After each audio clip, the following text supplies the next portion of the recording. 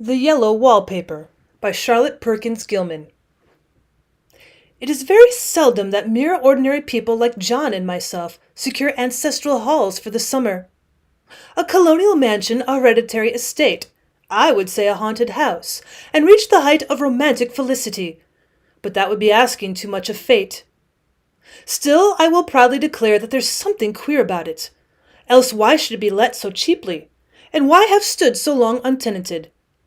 John laughs at me, of course, but one expects that in marriage. John is practical in the extreme. He has no patience with faith, an intense horror of superstition, and he scoffs openly at any talk of things not to be felt and seen and put down in figures. John is a physician, and perhaps, I would not say it to a living soul, of course, but this is dead paper and a great relief to my mind. Perhaps that is one reason I do not get well faster. You see, he does not believe I am sick.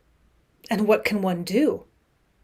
If a physician of high standing and one's own husband assures friends and relatives that there is really nothing the matter with one but temporary nervous depression, a slight hysterical tendency, what is one to do? My brother is also a physician and also of high standing, and he says the same thing. So I take phosphates or phosphites, whichever it is, and tonics and journeys, and air and exercise, and am absolutely forbidden to work until I'm well again. Personally, I disagree with their ideas. Personally, I believe that congenial work with excitement and change would do me good. But what is one to do? I did write for a while in spite of them, but it does exhaust me a good deal, having to be so sly about it, or else meet with heavy opposition. I sometimes fancy that in my condition if I had less opposition and more society and stimulus. But John says the very worst thing I can do is to think about my condition, and I confess it always makes me feel bad. So I will let it alone and talk about the house. The most beautiful place. It is quite alone, standing well back from the road, quite 3 miles from the village. It makes me think of English places that you read about, for there are hedges and walls and gates that lock, and lots of separate little houses for the gardeners and people. There is a delicious garden. I never saw such a garden. Large and shady, full of box-bordered paths, and lined with long grape-covered arbors with seats under them. There were greenhouses, too, but they're all broken now. There was some legal trouble, I believe, something about the heirs and co-heirs. Anyhow, the place has been empty for years. That spoils my ghostliness, I'm afraid, but I don't care. There's something strange about the house. I can feel it. I even said so to John one moonlight evening, but he said what I felt was a draught and shut the window. I get unreasonably angry with John sometimes. I'm sure I never used to be so sensitive. I think it is due to this nervous condition. But John says if I feel so, I shall neglect proper self-control. So I take pains to control myself. Well, before him at least. And that makes me very tired. I don't like our room a bit. I wanted one downstairs that opened on the piazza and had roses all over the window and such pretty old-fashioned chintz hangings. But John would not hear of it. He said there was only one window and not room for 2 beds, and no near room for him if he took another. He is very careful and loving, and hardly lets me stir without special direction. I have a scheduled prescription for each hour in the day. He takes all care from me, and I so feel basely ungrateful not to value it more. He said we came here solely on my account, that I was to have perfect rest and all the air I could get. Your exercise depends on your strength, my dear, said he, and your food somewhat on your appetite, but air you can absorb all the time. So we took the nursery at the top of the house. It is a big, airy room, the whole floor nearly, with windows that look all ways, and air and sunshine galore. It was a nursery first, and then a playroom and gymnasium, I should judge, for the windows are barred for little children, and there are rings and things in the walls. The paint and paper look as if a boys' school had used it. It is stripped off, the paper in great patches all round the head of my bed, about as far as I can reach, and in a great place on the other side of the room low down. I never saw a worse paper in my life. One of those sprawling flamboyant patterns are committing every artistic sin. It is dull enough to confuse the eye in following, pronounced enough to consistently irritate and provoke study.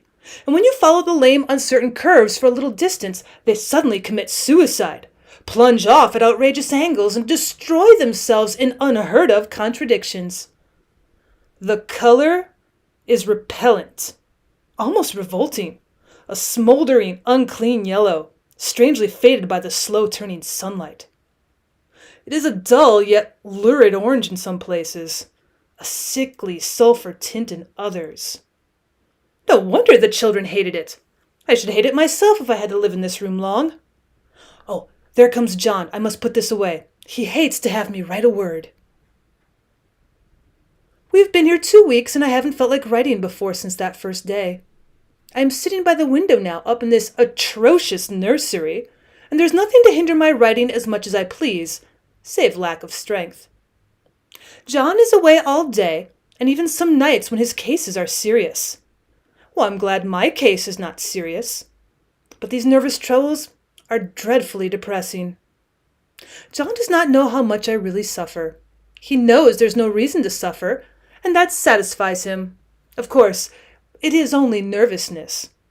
It does weigh on me so not to do my duty in any way.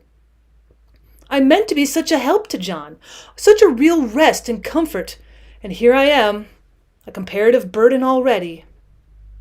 Nobody would believe what an effort it is to do what little I am able, to dress and entertain and order things. It is fortunate Mary is so good with the baby. Such a dear baby.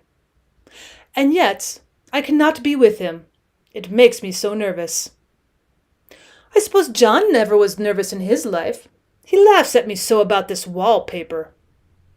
At first he meant to repaper the room, but afterwards he said I was letting it get the better of me, and that nothing was worse for a nervous patient than to give way to such fancies.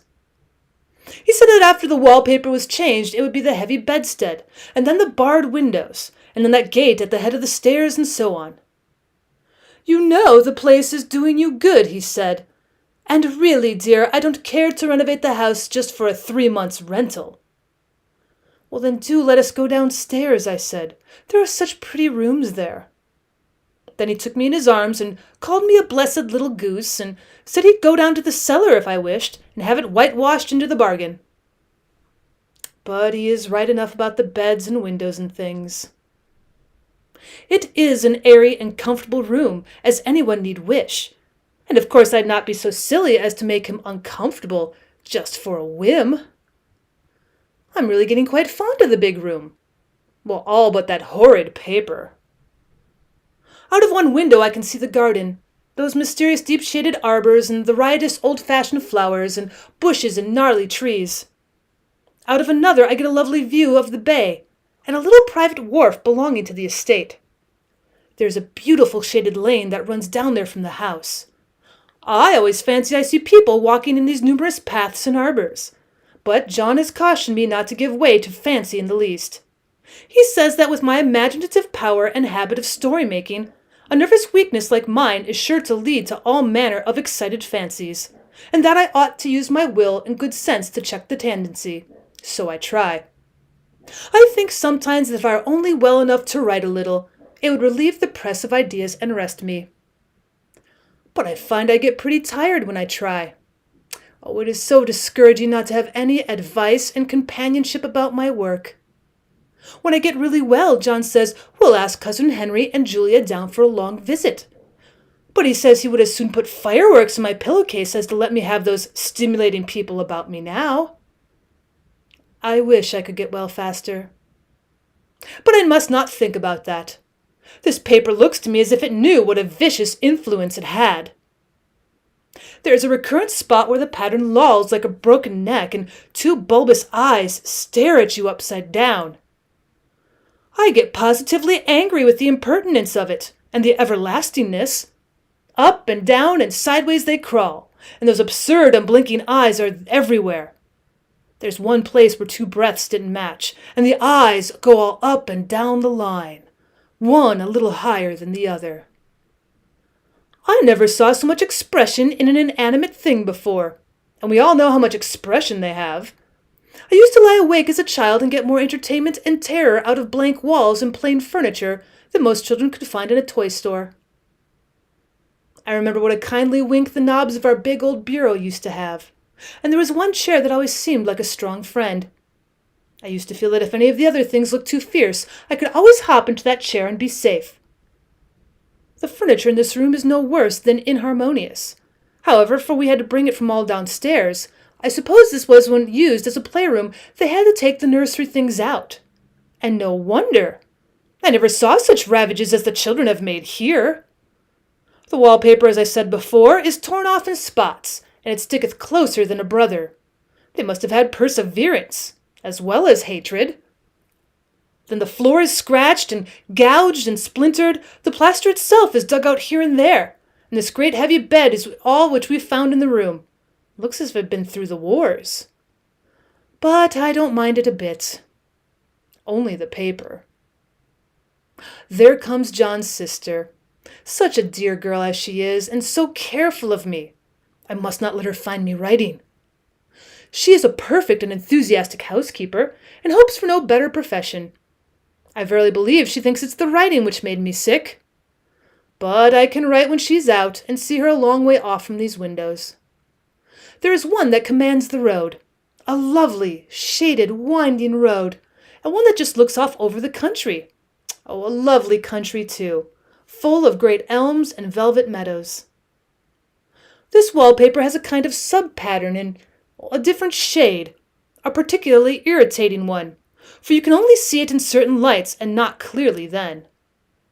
But in the places where it isn't faded and where the sun is just so, I can see a strange, provoking, formless sort of figure that seems to skulk about behind that silly and conspicuous front design.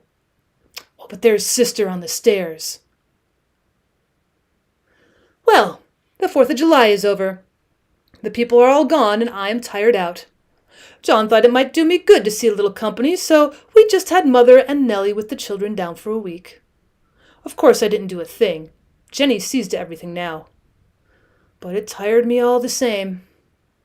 John says if I don't pick up faster, he shall send me to Weir Mitchell in the fall. But I don't want to go there at all.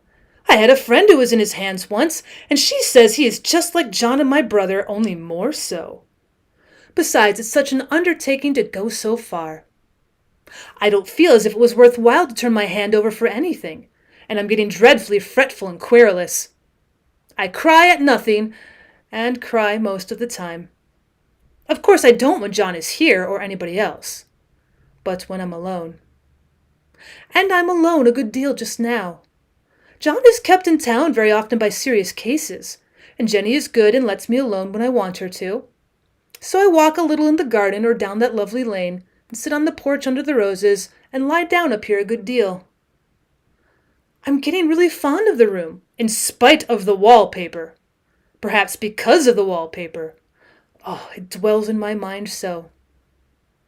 I lie here on this great immovable bed, it is nailed down, I believe, and follow that pattern about by the hour. It is as good as gymnastics, I assure you. I start, we'll say, at the bottom, down at the corner over there where it's not been touched, and I determine for the 1000th time that I will follow that pointless pattern to some sort of a conclusion. I know a little of the principle of design, and I know this thing was not arranged on any laws of radiation or alternation or repetition or symmetry or anything else that I ever heard of. It is repeated, of course, by the breaths, but not otherwise. Looked in at one way and each breath stands alone, the bloated curves and flourishes, a kind of debased Romanesque with delirium tremens, go waddling up and down in isolated columns of fatuity.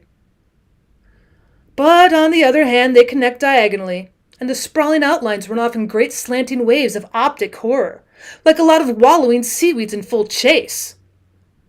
The whole thing goes horizontally too. At least it seems so, and I exhaust myself in trying to distinguish the order of its going in that direction. They have used a horizontal breadth for a frieze, and that adds wonderfully to the confusion. There is one end of the room where it is almost intact, and there, when the cross lights fade and the low sun shines directly upon it, I can almost see fancy radiation after all. The interminable grotesques seem to form around a common center and rush off in headlong plunges of equal distraction. Oh, it makes me tired to follow it. I will take a nap, I guess. I don't know why I should write this. I don't want to. I don't feel able. And I know John would think it's absurd. But I must say what I feel and think in some way. It is such a relief. But the effort is going to be greater than the relief. Half the time now I'm awfully lazy and lie down ever so much. John says I mustn't lose my strength and has me take cod liver oil and lots of tonics and things, to say nothing of ale and wine and rare meats. Dear John.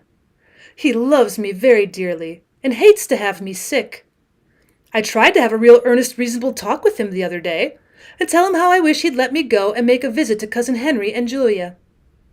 But he said I wasn't able to go, nor able to stand it after I got there. And I did not make out a very good case for myself, for I was crying before I had finished. It is getting to be a great effort for me to think straight. Just this nervous weakness, I suppose. And dear John gathered me up in his arms and just carried me upstairs and laid me on the bed and sat by me and read to me till it tired my head. He said I was his darling and his comfort and all he had, and that I must take care of myself for his sake and keep well. He says no one but myself can help me out of it, that I must use my will and self-control and not let any silly fancies run away with me. There's one comfort. The baby is well and happy, and does not have to occupy this nursery with the horrid wallpaper. If we had not used it, that blessed child would have. Oh, what a fortunate escape! Why, I wouldn't have a child of mine, an impressionable little thing, live in such a room for worlds. I never thought of it before. But it is lucky that John kept me here after all. I can stand it so much easier than a baby, you see. Of course, I never mention it to them any more. I am too wise. But I keep watch of it, all the same. There are things in that paper that nobody knows but me, or ever will. Behind that outside pattern, the dim shapes get clearer every day. It is always the same shape, only very numerous. And it is like a woman stooping down and creeping about behind that pattern. I don't like it a bit. I wonder, I begin to think. Oh, I wish John would take me away from here. It is so hard to talk with John about my case, because he's so wise and, well, because he loves me so. But I tried it last night. It was moonlight. The moon shines in all around just as the sun does. Oh, I hate to see it sometimes. It creeps so slowly and always comes in by one window or another. John was asleep, and I hated to waken him, so I kept still and watched the moonlight on that undulating wallpaper till I felt creepy. The faint figure behind seemed to shake the pattern, just as if she wanted to get out. I got up softly and went to feel and see if the paper did move, and when I came back, John was awake. "What is it, little girl?" he said. "Don't go walking about like that, you'll get cold." Well, I thought it was a good time to talk, so I told him I really was not gaining here and that I wished he would take me away. "Why, darling," said he, "our lease will be up in 3 weeks and I can't see how to leave before. The repairs are not done at home and I cannot possibly leave town just now. Of course, if you were in any danger, I could and would, but you really are better, dear, whether you can see it or not. I'm a doctor, dear, and I know. You're gaining flesh and color, and your appetite is better, and I feel really much easier about you." "I don't weigh a bit more," said I, "nor as much, and my appetite may be better in the evening when you're here. But it is worse in the morning when you're away." "Oh, bless her little heart," said he with a big hug. "She shall be as sick as she pleases. But now let's improve the shining hours by going to sleep and talk about it in the morning." "And you won't go away?" I asked gloomily. "Why, how can I, dear? It's only 3 weeks more, and then we'll take a nice little trip or a few days while Jenny is getting the house ready. Really, dear, you are better." "Well, better in body, perhaps," I began, and stopped short, for he sat up straight and looked at me with such a stern, reproachful look that I could not say another word. "My darling," said he, "I beg of you, for my sake and for our child's sake, as well as for your own, that you'll never for one instant let that idea enter your mind. There is nothing so dangerous, so fascinating to a temperament like yours. It is a false and foolish fancy. Can you trust me as a physician when I tell you so?" So, of course, I said no more on that score, and we went to sleep before long. He thought I was asleep first, but I wasn't, and lay there for hours trying to decide whether that front pattern and the back pattern really did move together, or separately. On a pattern like this by daylight, there's a lack of sequence, a defiance of law that is a constant irritant to a normal mind. The color is hideous enough, and unreliable enough, and infuriating enough, but the pattern is torturing. You think you've mastered it, but just as you get well underway in following, it turns a back somersault, and there you are. It slaps you in the face, knocks you down, and tramples upon you. Oh, it is like a bad dream. The outside pattern is a florid arabesque, reminding one of a fungus. If you can imagine a toadstool in joints, an interminable string of toadstools, budding and sprouting in endless convolutions, why, that is something like it. Well, that is sometimes. There is one marked peculiarity about this paper, a thing nobody seems to notice but myself, and that is that it changes as the light changes. When the sun shoots in through the east window, I always watch for that first long straight ray, it changes so quickly that I never can quite believe it. And that's why I watch it always. By moonlight, the moon shines, and all night when there's a moon, I wouldn't know it was the same paper. At night in any kind of light, and in twilight, candlelight, lamplight, and worst of all by moonlight, it becomes bars. The outside pattern, I mean, and the woman behind it is as plain as can be. I didn't realize for a long time what the thing was that showed behind, that dim sub-pattern. But now I'm quite sure it is a woman. By daylight she is subdued and quiet. I fancy it's the pattern that keeps her so still. It is so puzzling. It keeps me quiet by the hour. I lie down ever so much now. John says it's good for me, and to sleep all I can. Indeed, he started the habit by making me lie down for an hour after each meal. It is a very bad habit, I'm convinced, for you see I don't sleep. And that cultivates deceit, for I don't tell them I'm awake, oh no. The fact is, I'm getting a little afraid of John. He seems very queer sometimes, and even Jenny has an inexplicable look. It strikes me occasionally just a scientific hypothesis that perhaps it's the paper. I've watched John when he did not know I was looking and come into the room suddenly on the most innocent of excuses, and I've caught him several times looking at the paper. And Jenny, too. I've caught Jenny with her hand on it once. She didn't know I was in the room, and when I asked her in a very quiet voice, with the most unrestrained manner possible, what she was doing with the paper, she turned around as if she'd been caught stealing and looked quite angry, and asked me why I should frighten her so. Then she said that the paper stained everything it touched, that she'd found yellow smooches on all my clothes and John's, and she wished we'd be more careful. Did not that sound innocent? But I know she was studying that pattern, and I'm determined that nobody shall find it out but myself. Life is much more exciting now than it used to be. You see, I have something more to expect and to look forward to watch. I really do eat better, and am more quiet than I was. Oh, John is so pleased to see me improve. He laughed a little the other day and said I seemed to be flourishing in spite of my wallpaper. I turned it off with a laugh. I had no intention of telling him it was because of the wallpaper. Well, he'd make fun of me. He might even want to take me away. Well, I don't want to leave now until I've found out. There's a week more, and I think that will be enough. Oh, I'm feeling ever so much better. I don't sleep much at night, for it's so interesting to watch developments. But I do sleep a good deal in the daytime. In the daytime, it is tiresome and perplexing. There are always new shoots on the fungus and new shades of yellow all over it. I cannot keep count of them, although I've tried conscientiously. It is the strangest yellow, that wallpaper.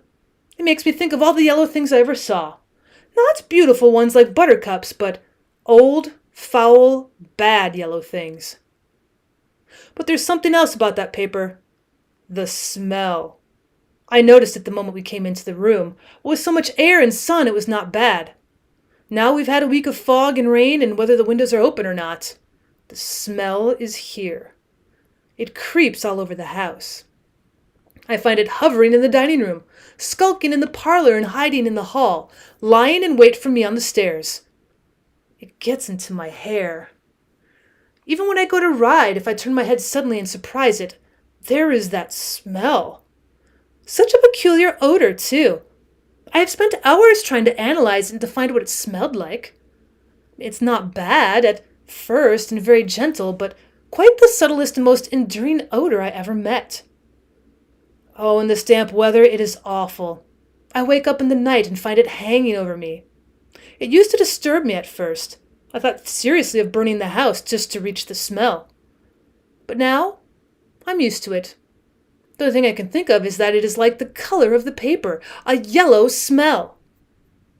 There's a very funny mark on this wall low down near the mopboard, a streak that runs round the room.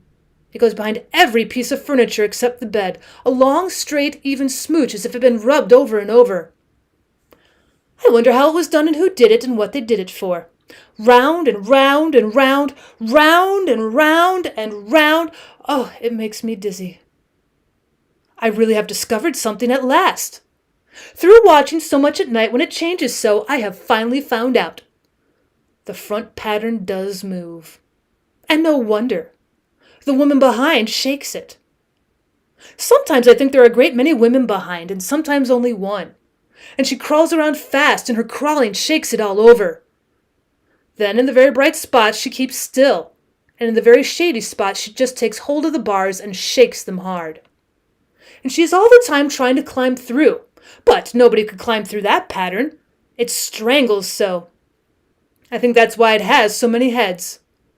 They get through, and then the pattern strangles them off and turns them upside down and makes their eyes white. If those heads were covered or taken off, it would not be half so bad. I think that woman gets out in the daytime, and I can tell you why privately. I've seen her. I can see her out of every one of my windows. It is the same woman, I know, for she's always creeping, and most women do not creep by daylight. I see her on that long road under the trees, creeping along, and when a carriage comes, she hides under the blackberry vines. I don't blame her a bit. It must be very humiliating to be caught creeping by daylight. I always lock the door when I creep by daylight. I can't do it at night, for I know John would suspect something at once. And John is so queer now that I don't want to irritate him. I wish he would take another room. Besides, I don't want anybody to get that woman out at night but myself. I often wonder what I could see her out of all the windows at once. But turn as fast as I can only see out of one at a time. And though I always see her, she may be able to creep faster than I can turn. I've watched her sometimes away off in the open country, creeping as fast as a cloud shadow in a high wind. Oh, if only that top pattern could have gotten off from the under one. I mean to try it, little by little. I have found out another funny thing, but I shan't tell it this time. It does not do to trust people too much. There are only 2 more days to get this paper off, and I believe John is beginning to notice. I don't like the look in his eyes. And I heard him ask Jenny a lot of professional questions about me. She had a very good report to give. She said I slept a good deal in the daytime. John knows I don't sleep very well at night, for all I'm so quiet. He asked me all sorts of questions, too, and pretended to be very loving and kind. As if I couldn't see through him. Still, I don't wonder he acts so, sleeping under this paper for 3 months. It only interests me, but I feel sure John and Jenny are secretly affected by it. Hurrah! This is the last day. But it is enough. John to stay in town overnight and won't be out until this evening. Jenny wanted to sleep with me, the sly thing, but I told her I should undoubtedly rest better for a night all alone. That was clever, for really I wasn't alone a bit. As soon as it was moonlight, and that poor thing began to crawl and shake the pattern, I got up and ran to help her. I pulled and she shook, I shook and she pulled. Before morning we'd peeled off yards of that paper. A strip about as high as my head and half around the room. And then when the sun came and that awful pattern began to laugh at me, I declared I would finish it today. We go away tomorrow, and they're moving all my furniture down again to leave things as they were before."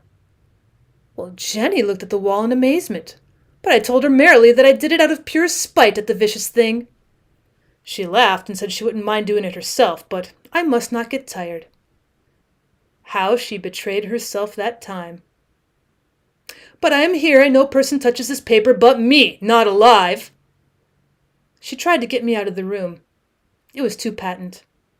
But I said it was so quiet and empty and clean now that I believed I'd lie down again and sleep all I could, and not to wake me even for dinner. I would call when I woke.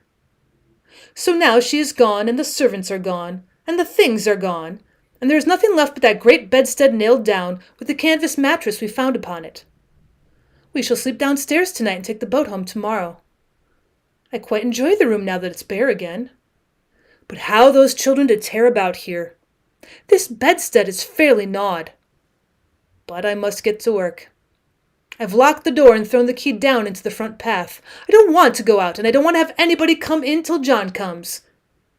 I want to astonish him. I've got a rope up here that even Jenny did not find. If that woman does get out and tries to get away, I can tie her. But I forgot I could not reach far without anything to stand on, and this bed will not move. I tried to lift and push it till I was lame, and then I got so angry I bit off a little piece at one corner, but it hurt my teeth. Then I peeled off all the paper I could reach standing on the floor. It sticks horribly, and the pattern just enjoys it. All those strangled heads and bulbous eyes and waddling fungus growths, they just shriek with derision. I'm getting angry enough to do something desperate. To jump out of the window would be an admirable exercise, but the bars are too strong even to try. Besides, I wouldn't do it. Of course not. I know well enough that a step like that is improper and might be misconstrued. I don't like to look out of the windows even. There are so many of those creeping women, and they creep so fast. I wonder if they all come out of that wallpaper as I did. But I'm securely fastened now by my well-hidden rope. You don't get me out in the road there. I suppose I'll have to get back behind the pattern when it comes at night, and that's hard. It is so pleasant to be out in this great room and creep around as I please. I don't want to go outside. I won't, even if Jenny asks me to. For outside you have to creep on the ground and everything is green instead of yellow. But here I can creep smoothly on the floor, and my shoulder just fits in that long smooch around the wall so I cannot lose my way. Why, there's John at the door.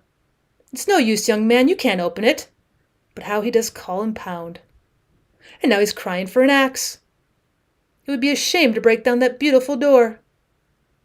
"John, dear," said I in the gentlest voice, "the key is down by the front steps under a plantain leaf." Well, that silenced him for a few moments. And then he said very quietly indeed, "Open the door, my darling." "Oh, I can't," said I.